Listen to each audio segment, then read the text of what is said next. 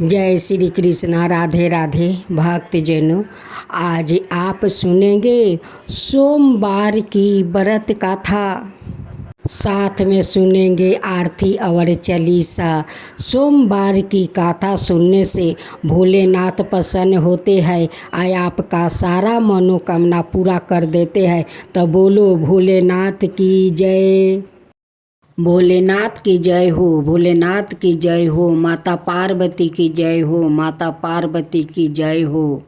एक साहूकार था जो भगवान शिव का अनाय भक्त था। उसके पास धन धन आए, किसी भी चीज की कमी नहीं थी, लेकिन उसकी कोई संतान नहीं थी। और वो इसी कामना को लेकर रोज शिव जी के मंदिर जाकर दीपक जलाता था। उसके इस भक्ति भाव को देखकर एक दिन माता पार्वती ने शिव जी से कहा कि प्रभु, यह साहूकार आपका अनय भक्त है, इसको किसी बात का कष्ट है तो आपको उसे अवश्य दूर करना चाहिए। शिव जी बोले कि हे पार्वती, इस साहूकार के पास पुत्र नहीं है, यह इसी से दुखी रहता है। माता पार्वती कहती है कि हे ईश्वर, कृपा करके इसे पुत्र का वरदान दे दीजिए। तब भोलेनाथ ने कहा कि हे पार्वती, साहूकार के भाग्य में पुत्र का योग नहीं है। ऐसे में अगर इसे पुत्र प्राप्ति का वरदान मिल भी गया तो वो केवल 12 वर्ष की आयु तक ही जीवित रहेगा। यह सुनने के बाद भी माता पार्वती ने कहा कि हे प्रभु, आपको इस साहूकार को पुत्र का वरदान देना ही होगा। अनाथ भक्त क्यों आपकी सेवा पूजा करेंगे। माता के बार बार कहने से भोलेनाथ ने साहूकार को पुत्र का वरदान दे दिया, लेकिन यह भी कहा कि वो केवल 12 वर्ष तक ही जीवित रहेगा। साहूकार यह सारी बातें सुन रहा था, इसलिए उसे ना तो खुशी हुई और ना ही दुख। वो पहले की तरह भोलेनाथ की पूजा अर्चना करता रहा। उधर सेठानी गर्भवती हुई और 9 महीने के बाद एक सुंदर सा बालक की प्राप्ति हुई।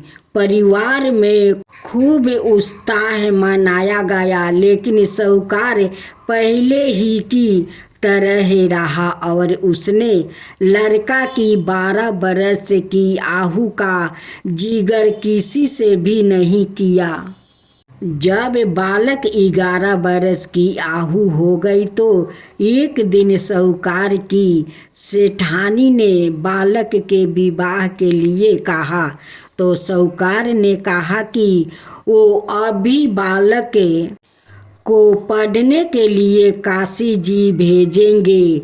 इसके बाद उसने बालक के मामा जी को बुलाया और कहा कि इसे काशी पढ़ने के लिए ले जाओ और रास्ते में जिस भी स्थान पर रुकना, वहाँ यज्ञ करते और ब्राह्मणों को भोजन कराते हुए आगे बढ़ना। उन्होंने भी इसी तरह करते हुए जा रहे थे कि रास्ते में एक राजकुमारी का विवाह था। जिससे उसका विवाह होने वाला था वो एक आँख से काना था। तो उसके पिता ने जब अति सुंदर साहूकार के बेटे को देखा तो उनके मन में आया कि क्यों ना इसे ही घोड़ी पर बैठाकर शादी के सारे कार्य संपन्न करवा लिया जाए। तो उन्होंने मामा से बात की और कहा कि इसके बदले में वो अथाह धन देंगे। तो वो भी राजी हो गया। इसके बाद साहूकार का बेटा विवाह की वेदी पर बैठा और जब विवाह कार्य संपन्न हो गया तो जाने से पहले उसने राजकुमारी की चदरी के पल्लू पर लिखा कि तेरा विवाह तो मेरे साथ हुआ, लेकिन जिस राजकुमार के साथ भेजेंगे वो तो एक आँख का काना है। इसके बाद वो अपने मामा के साथ काशी के लिए चल गया। उधर जब राजकुमारी ने अपनी चुनरी पर यह लिखा हुआ पाया तो उसने राजकुमार के साथ जाने से मना कर दिया। तो राजा ने भी अपनी पुत्री को बारात के साथ विदा नहीं किया। बारात वापस लौट गई। उधर मामा और भांजे काशी पहुंच गए थे। एक दिन जब मामा ने जग रचा रखा था और भांजा बहुत देर तक बाहर नहीं आए तो मामा ने अंदर जाकर देखा तो भांजे का प्राण निकल चुके थे। वो बहुत परेशान हुए, लेकिन सोचा कि अभी रोना पीटना मचाया तो ब्राह्मण चल जाएंगे और जग का कार्य अधूरा रह जाएगा। जब जग संपन्न हुआ तो मामा ने रोना पीटना शुरू किया। उसी समय शिव पार्वती उधर से जा रहे थे तो माता पार्वती ने शिव जी से पूछा, हे प्रभु, ये कौन रो रहा है? तभी उन्हें पता चलता है कि यह तो भोलेनाथ के आशीर्वाद से जन्म हुआ साहूकार का पुत्र है। तब माता पार्वती कहती है कि हे स्वामी, इसे जीवित कर दीजिए। अनाथ रोते रोते इसके माता पिता के प्राण निकल जाएंगे। तब भोलेनाथ ने कहा कि हे पार्वती, इसकी आहु इतना ही थी सो वो भोग चुका है। लेकिन माँ के बार बार आग्रह करने पर भोलेनाथ ने जीवित कर दिया।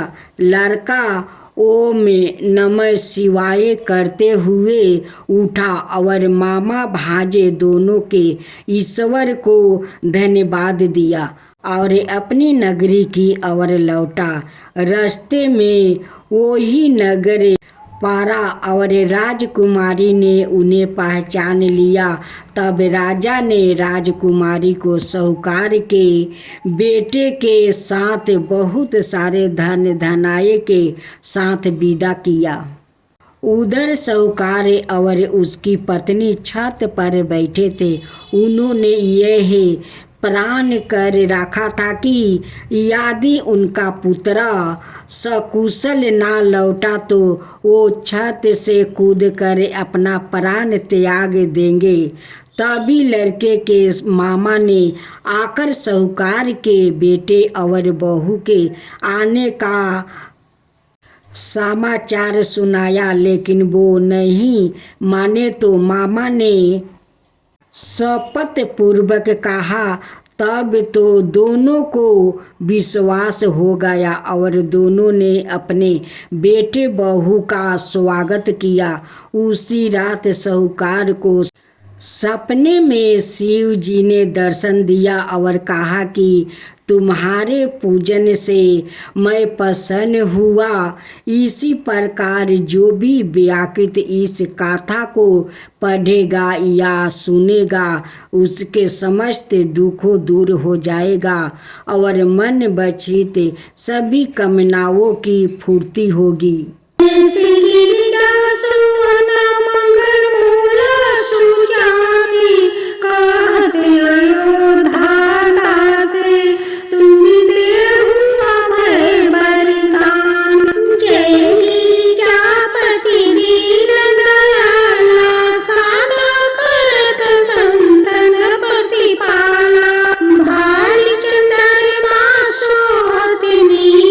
कानन कुंडल नाग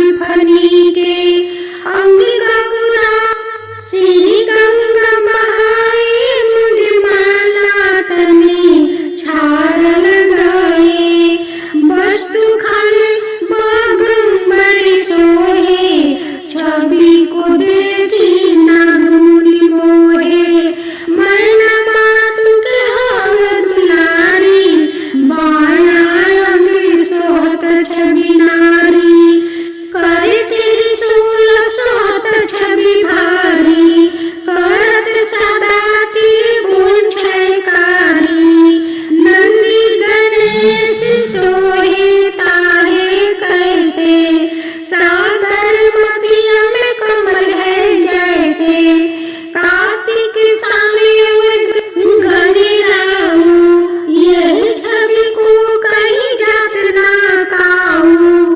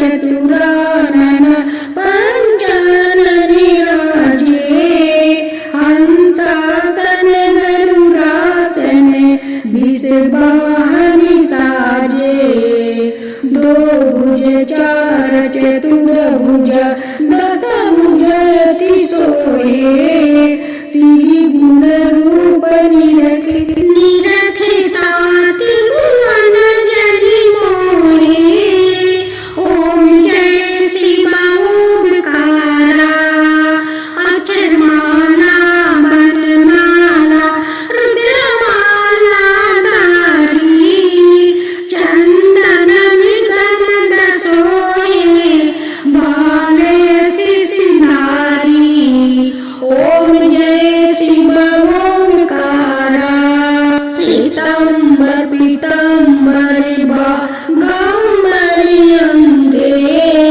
सनिकादिक गरुणादिके भूतादिक संगे करिके मध्यम कमंडलु चक्र त्रिशूलधरिता जगि करिता जगि भरिता जगि संहारि करिता ओम जय शिव ओमकारा ब्रह्मा विष्णु सदा शिव जानत अभिवेका प्राण वचन में मध्य में याहे तीनों एका काशी में विश्वनाथ विराजते नंद ब्रह्मचारी नित उठी भोग लगावते महिमायति भारी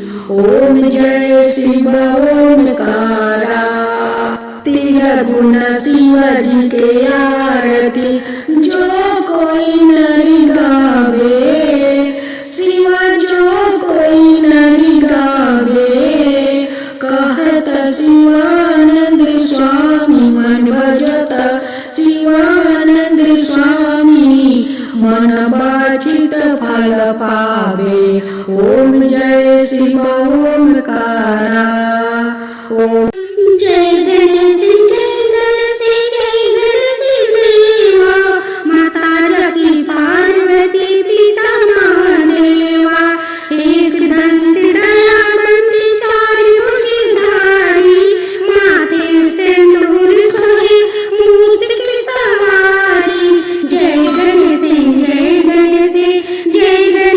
देवा माता जगती पार्वती पिता महादेवा पान चढ़े फूल चढ़े और चढ़े मेवा लड्डुअन का भोग लगे संत कर सेवा जय गणेश देवा माता जगती पार्वती पिता महादेवा अंधन को आकृति कोरियन को काया बाजिन को पुत्र दे निर्धन को माया जय गणेश देवा माता जगती पार्वती पिता महादेवा सूर्य शाम